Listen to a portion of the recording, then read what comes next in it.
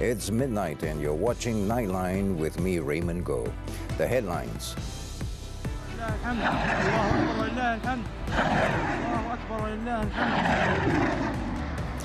Hold Israel responsible over Al-Aqsa Mosque raid, PM tells UN.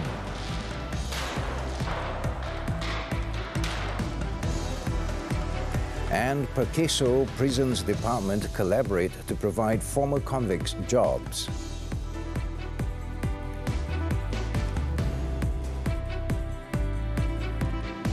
Good morning.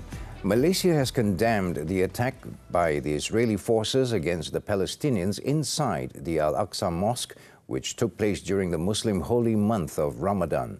Prime Minister Datuk Seri Anwar Ibrahim said Malaysia stood in solidarity with the people of Palestine and reiterated that the status of Al-Quds Al-Sharif as the holy site of the Muslim community. Datuk Seri Anwar also called upon the international community, especially the United Nations Security Council, to hold the Israeli regime accountable and responsible for the attack, which he described as a heinous crime. In a series of social media postings on his Twitter account, the Prime Minister said the international community must demand that the Israeli regime immediately stop any provocative acts in the interest of peace. In a separate statement, Minister in the Prime Minister's Department, Religious Affairs, Dr. Muhammad Naim Mokhtar, said the Israeli police's incursion into Al-Aqsa Mosque at a time when Muslims were observing the fasting month was irresponsible and despicable. He said the department has called on the global community to unite and condemn such an act by the Israeli regime and demand they cease the attack. Dr. Muhammad Naim added that all mosques under the supervision of the Malaysian Islamic Development Department, JAKIM, have been instructed to conduct special prayers in solidarity for the Palestinians, while all mosques and suraus under the purview of the Federal Territory Islamic Religious Council, MAIWP, have also been asked to do the same.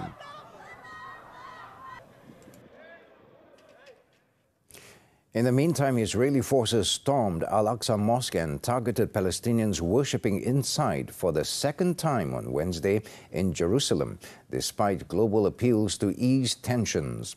The Israeli police stormed the mosque less than 24 hours after the first attack during Taraweeh prayers and attacked worshippers with batons and rubber bullets as they began forcibly removing Palestinian worshippers. The Palestinian Red Crescent reported at least 6 people were injured and 350 worshippers were forcibly removed. The Arab League denounced the attack on the faithful as the crimes committed by the Israeli occupation forces were against defenseless Muslim worshippers. It called on the United Nations, including the Security Council, to assume its legal, moral and humanitarian responsibilities for halting the Israeli aggression. The U.S. also expressed concern about the ongoing tensions in occupied East Jerusalem and urged all sides to exercise restraint.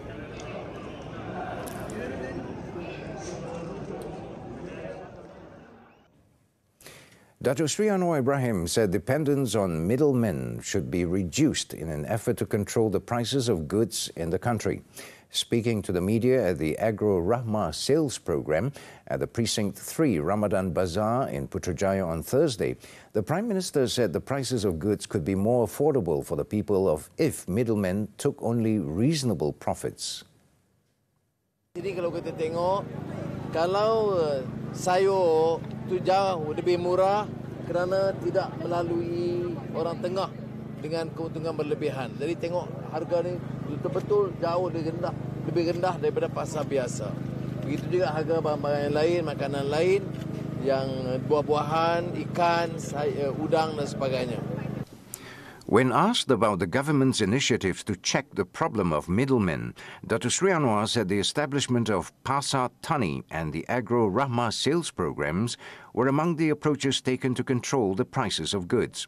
He added if the produce is taken straight from farm to market, the price will be much lower. The Prime Minister also announced that the rent for Ramadan Bazaar stalls in Precinct 3 had been reduced from 1,000 ringgit to 850 ringgit, which will enable the traders to make more profits during the fasting month. Also present during his walkabout were Domestic Trade and Cost of Living Minister Datuk Sri Salahuddin Ayub and Chief Secretary to the Government Tan Sri Muhammad Zuki Ali.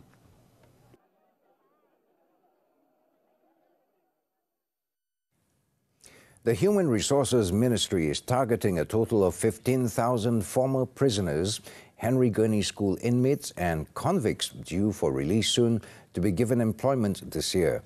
Human Resources Minister V. Sivakumar said the initiative is in collaboration with the Prisons Department. Saya gembira kerana kolaborasi strategik ini berupa serampang dua mata, di mana bukan sahaja golongan terpinggir mendapat manfaat, malah isu kekurangan tenaga kerja di kalangan majikan juga dapat diatasi. He said there are currently 77,000 prisoners who can become productive workers and be hired upon their release, thus reducing the country's dependence on foreign workers. He also urged more employers to come forward in order to help give such individuals a second chance to start a new life after serving their sentence.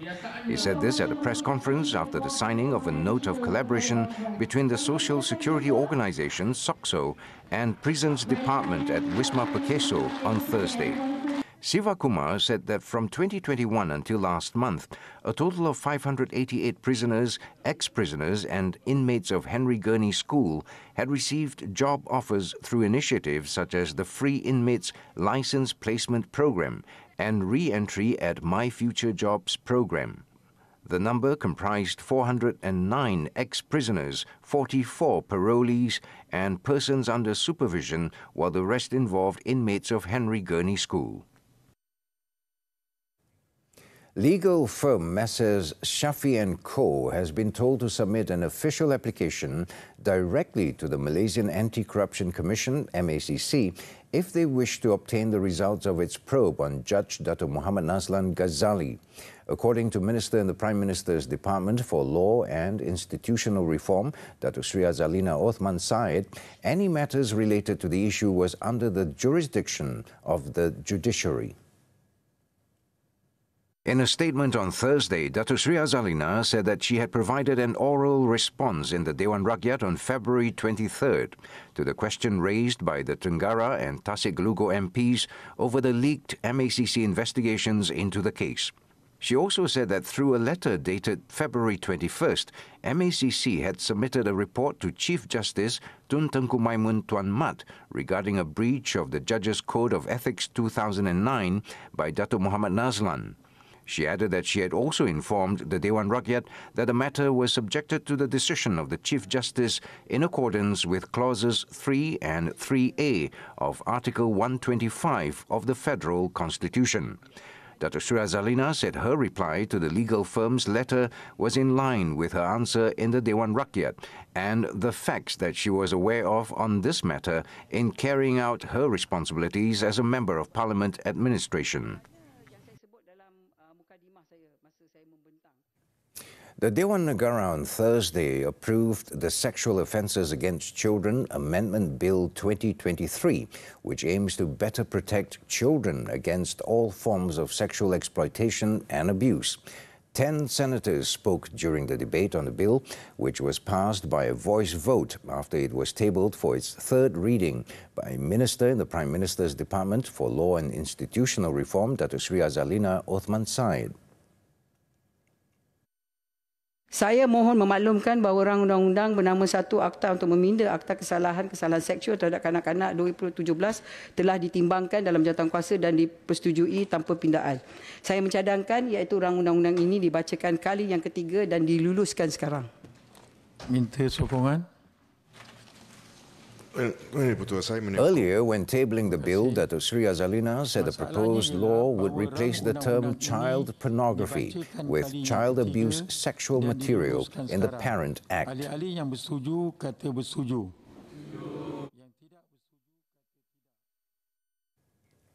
The bill regarding the proposed amendments of Sections 15 and 16 under the Universities and University Colleges Act, AUKU 1971, which will give greater freedom to students, is expected to be tabled in Parliament this year. Higher Education Minister Datuk Sri Muhammad Khalid Nordin said a draft bill will be sent to the Attorney General's Chambers AGC for approval in mid-June. Prosesnya ialah kita kena hantar kita kena pastikan pindaan tu diluluskan dia punya drafting apa semua tu dipersetujui oleh pejabat peguam negara, kemudian hantar ke kabinet, kemudian dapat sebelum dibentang kabinet dapat input daripada kementerian-kementerian lain dan sebagainya. Jangkaan akan dibentang di sesi parlimen mana? Bergantung juga akta-akta lain yang berderet tunggu. Tapi kita mungkin boleh baca bacaan pertama, kalau dia orang siap mungkin cuba tahun ni lah. Datuk Sri Muhammad Khalid said this to the media after an AUKU town hall session involving some 500 students and academic officers from 20 public universities in Putrajaya on Thursday. He also said that his ministry took note of the students' complaints that they are not free to carry out activities on campus as they need to consult and get approval from the university, in addition to facing financial constraints to organize any activities.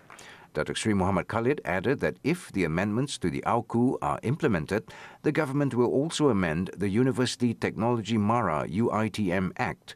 This is to ensure that UITM students who are not subject to AUKU also get the same freedom as students in other public universities.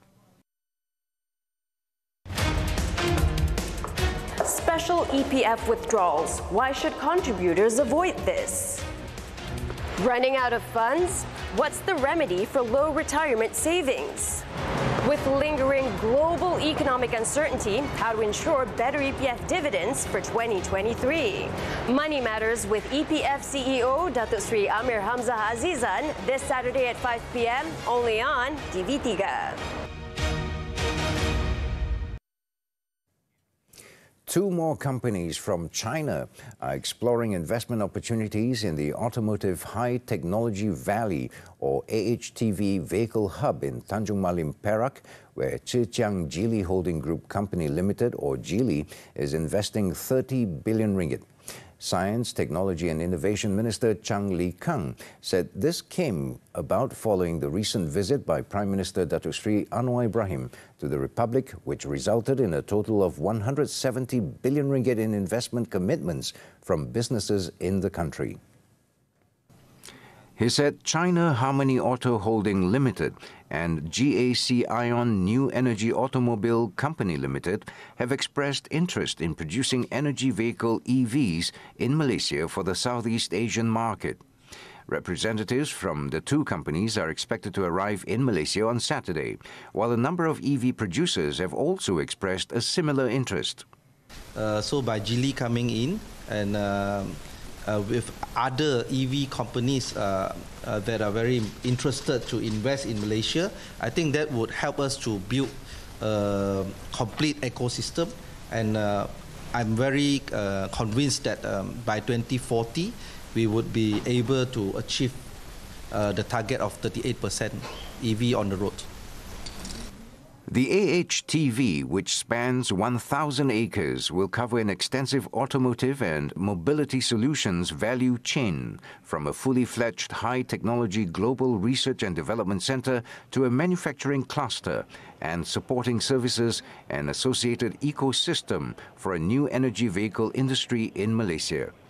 Chang said one of the agencies under the ministry, Nano Malaysia Berhad, was strengthening the domestic electric mobility ecosystem, among others through the National Energy Storage Initiative, enabling mobility electrification for green economy, rapid electric vehicles innovation validation ecosystem, hydrogen-paired electric race car, and biomass innovation circular economic program.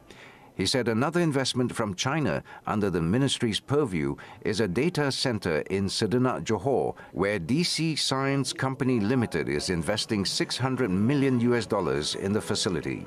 He also said Malaysia is exploring the potential of the space industry. During Datuk Sri Anwar's visit to China, a total of 19 memoranda of understanding were signed between businesses in various fields, including green technology and the digital economy. The structural and runaway damage near the Bandaraya Light Rail Transit LRT station, which resulted in the operations of 6 LRT stations on the Ampang Sri Petaling line to be suspended, will be repaired in 2 months' time. Transport Minister Anthony Loke said once the issue has been rectified, the 5 sets of trains serving the line between Bandaraya and Sentul Timur stations will be sent to the Ampang LRT depot for maintenance before it can resume operations. Train yang beroperasi di antara 6 stesen itu, dia tak dapat diselenggara. Apabila ada masalah di stesen Bandaraya, di mana ada crack dekat dia punya wire duct tu, maka 6 stesen itu yang sebelum ini beroperasi, tetapi trainnya tak boleh lalu sebab sangkut di stesen Bandaraya, dia tak boleh lalu sebab depo di sebelah satu lagi, jadi train tak boleh lalu untuk balik ke depo. Loke said this after launching Express Rail Link Sdn Bhd's renewable energy program in Sepang on Thursday. Previously, Rapid Rail Sdn Bhd, in a statement, said operations at the 6 stations were suspended from last Sunday. This was because the 5 sets of trains used for services at these stations no longer meet the operational criteria and have to be taken out of service for safety reasons.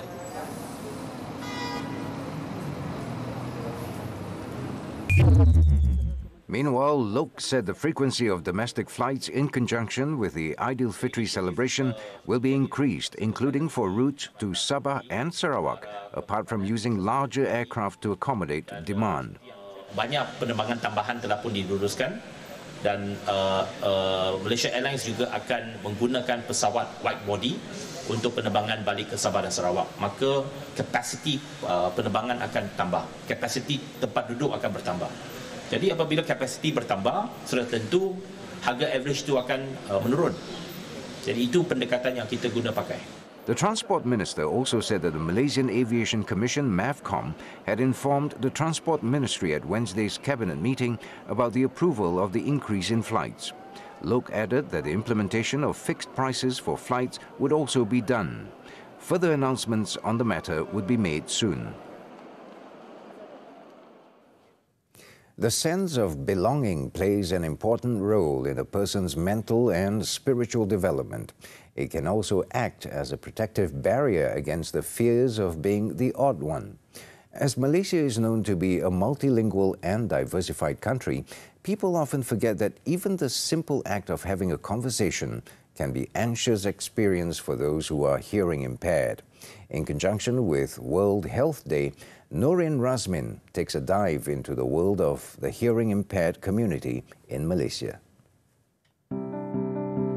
At present, there are around 40,000 hearing-impaired people registered with authorities in Malaysia, but those who work with the deaf estimate numbers to be much higher. The lack of people who understand sign language has left many who have hearing and speaking impediments adrift, with no way of communicating with the rest of the world. Fortunately, in Malaysia, the Malaysian Federation of the Deaf, or MFD, have begun to shine light on the many opportunities that are reachable to those who are facing hearing difficulties. One of the efforts is the setting up of Tadika Istika Jaya. Because there are variation actually for those who are actually hard of hearing. Some of them, they could actually vocalize a little bit, and they would need a different support services. But if, let's say, for someone who's deaf, when we could not vocalize, it doesn't mean that we're mute. For our organization, we do have lots of sign language. We conduct lots of sign language classes, physically and also at even online, on the open learning platforms, so people could always be in touch. We're going towards inclusive integration program and so forth. So it's also back again with the zero policy rejection before this. So it encourages parents to send their child, deaf child or other child with disabilities, to the nearest school possible near their home. So this will be good because you're not actually separating anyone and you're not segregating the community itself. You're kind of like encouraging them to be inclusive. Aside from the sign language, some parents opt for cochlear implant surgery, which could cost up to 100,000 ringgit. Although the device allows for a person to hear a lot better, the hearing impaired people still have to go through multiple classes to learn how to hear and to communicate with the rest of the society. We do not have the exact or even the estimation of how many are there who are deaf in this country. But what we know, out of 1,000 babies who are born alive, live birth, out of 1,000 we have 3 who have significant deafness. So if you want the child to listen and talk like a listening child, this needs to happen early. And that's why Universiti Kebangsaan Malaysia, being the pioneer university and also the pioneer cochlear implant program in the country, we have started implanting babies even in the early 2000s. Thank goodness for universal newborn hearing screening. So we've got more and more babies. We've got 3-month-old wearing hearing aids. And we know that by the time the baby is 9 or 10 months old, the baby would be ready for the surgery. And there is no problem at all at implanting babies even as young as 6 months, because the cochlea that we were born with is the cochlea, the size of cochlea we will die with. April 7th marks the celebration of World Health Day. Its aim is to raise awareness on health issues that affect people from all over the globe, and that includes hearing-impaired individuals. As technology advances, the ease of adaptation for those who are hearing-impaired becomes relatively easier, thanks to development in hearing aid and cochlear implant technologies, as well as people's awareness towards the advantages of learning sign language. Let's do more to create many paths to those thought to have few. Nurin Razmin for Nightline, TV3. Bangkok's temperature soars past 50 degrees Celsius. This and more from the Foreign Front when Nightline returns.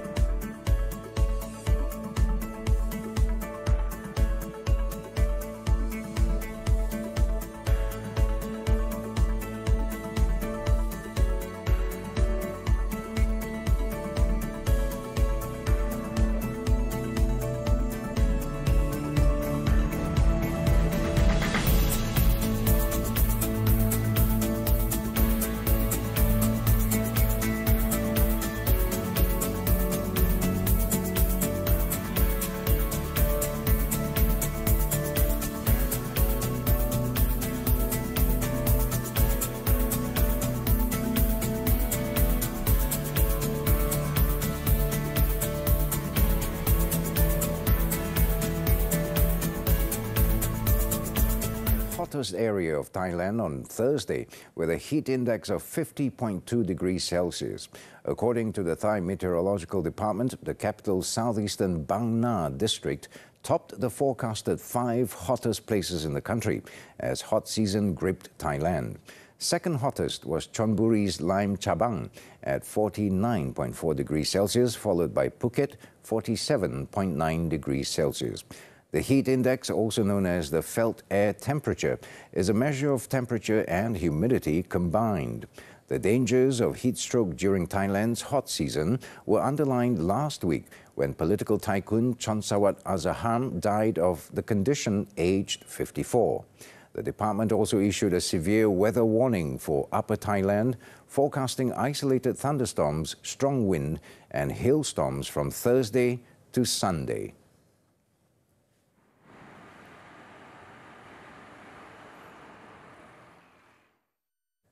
A 25-year-old man burst into a preschool in southern Brazil and killed 4 children. with a hatchet-like weapon on Wednesday, an attack which President Luiz Inácio Lula da Silva condemned as monstrous. The attack occurred at 9 a.m. local time in the city of Blumenau, when the assailant, who jumped a wall at the Good Shepherd Center, began a rampage throughout the school with a hatchet-like weapon. Those killed were identified as 3 boys, 2 aged 4, 1 aged 5 and 1 girl aged 7. 5 other children were also wounded, with 1 in critical condition. The assailant, a Santa Catarina resident with at least 4 prior arrests, was in police custody as authorities look into the motive.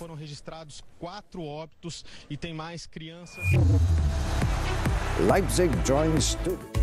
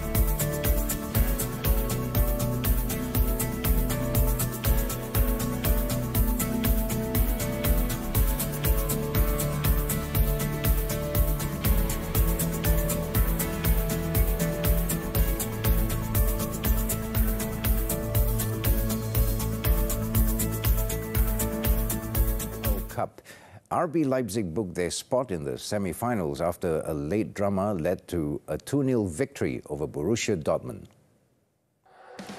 Timo Werner opened the scoreline in the 22nd minute for Leipzig as Muhammad Simakan crossed the ball through the Dortmund defense. Leipzig caught Edin Terzic's side on the counter-attack in the final minutes. Gregor Kobel had gone up for the away side's corner, which left Kevin Campbell to set up Willy Orban for their second goal in the 90th minute, sealing a 2-0 victory. Leipzig have reached the semi-finals of the DFB Pokal 4 times in the last 5 seasons, the most of any team.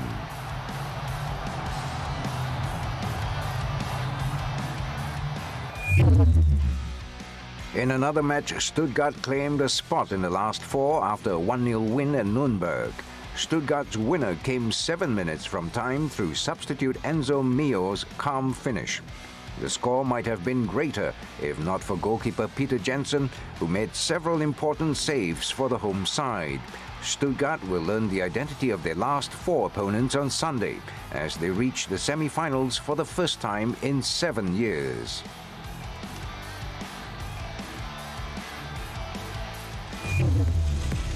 Still to come, medical assistant charged over murder. Stay tuned.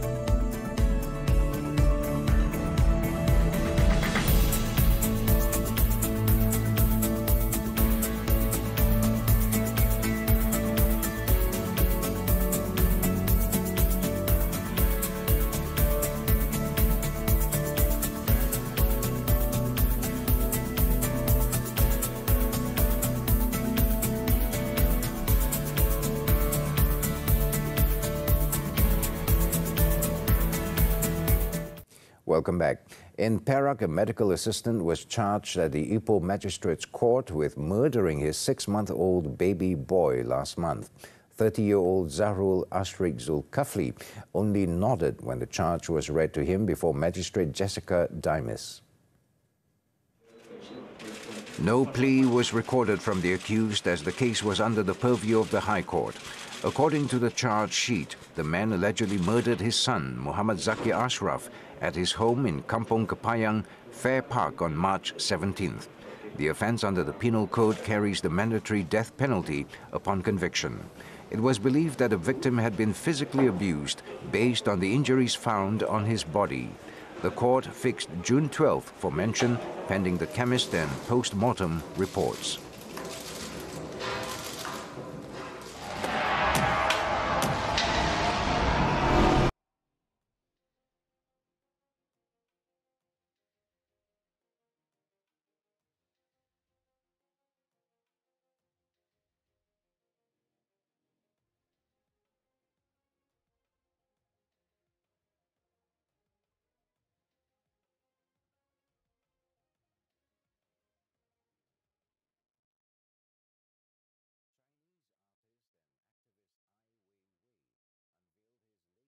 Large-scale project in London on Wednesday, a 15-meter-long recreation of Claude Monet's Water Lilies, made with nearly 650,000 studs of Lego bricks in 22 colors. The artwork titled Water Lilies No. 1 is one of the centerpieces of Eye's new exhibition at London's Design Museum. Let's take a look as we wrap up Nightline. With that, I'm Raymond Goh. Thank you for tuning in. And to our Muslim viewers, Selamat Bersahur.